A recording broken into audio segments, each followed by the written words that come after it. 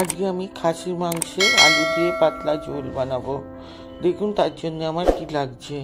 আমি আধা kilo mutton ভালো করে পরিষ্কার করে নিয়েছি। নিয়ে ওর মধ্যে নুন, কাশ্মীরি লঙ্কার গুঁড়ো একটু বেশি করে দিতে হবে, হলুদ গুঁড়ো, কাঁচা লঙ্কা বাটা, আদা রসুন বাটা, সর্ষের তেল 2 চামচ,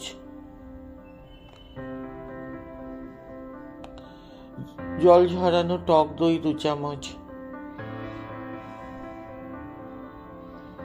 নিয়ে খুব ভালো করে আমি মেখে নেব। এইভাবে ভালো করে মেখে কমসে কম আধা ঘন্টা ম্যারিনেট করে রেখে দিতে হবে।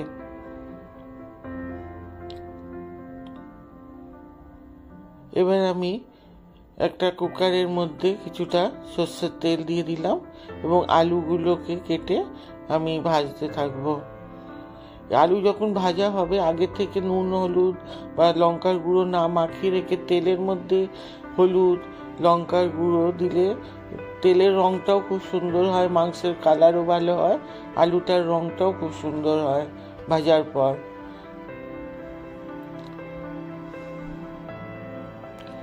দেখুন আস্তে আস্তে আলুগুলোকে ভাজা হয়ে যাওয়ার পর একটা হালকা লাল রং আসছে। এবার ওই তেলেই আমি কিছুটা গোটা গরম মশলা জিরে ফোড়ন দেব।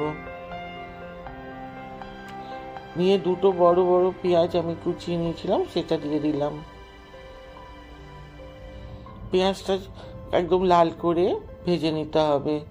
যতক্ষণ বাদামি কালার না আসছে আমাকে ওটা ভালো করে পেঁয়াজটাকে ভাজতে হবে। দেখুন অনেকটা পেঁয়াজটা ভাজা হয়ে আসছে। এবার পেঁয়াজটা বাদামি কালার এসে গেছে। আমি যে ম্যারিনেট করে রেখেছিলাম মাটনটা ওটা দিয়ে দিলাম। নিয়ে খুব ভালো করে পেঁয়াজের সাথে মিলাতে হবে।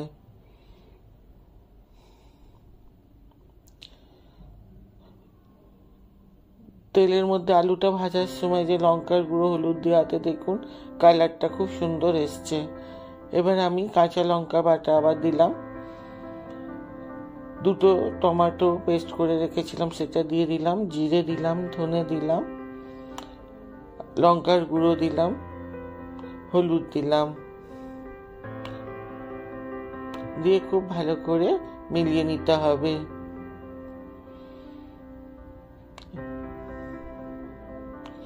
এই সময় যদি পছন্দ করেন ধনে পাতা কুচিও দিয়ে দিতে পারেন, তাও খুব সুন্দর একটা গন্ধ হয়। দেখুন সুন্দর কষা হয়ে যাচ্ছে, তেল অনেক রিলিজ হয়ে গেছে। এবার আমি ভাজা আলুটাও দিয়ে দেবো সাথে মশলার সাথে কষার জন্য।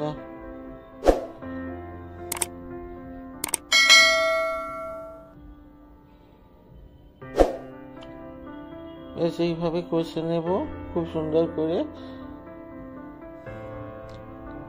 এবার আমি গরম জল দেব। এটার মধ্যে সবসময় গরম জল দেবেন, ঠান্ডা জল দিলে মাংস ঠিক ভালো হয় না। যে যেমন ঝোল খাবেন সেই হিসাবেই জল দেবেন। আমি 3টে সিটি মারলাম।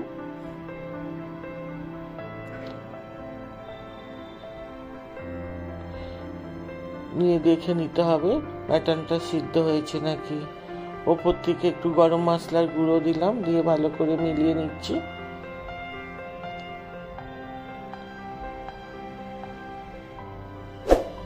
সেইভাবে আমি পরিবেশন করব। এইভাবে ভাতের সাথে রুটি পরোটার সাথে পরিবেশন করতে পারেন।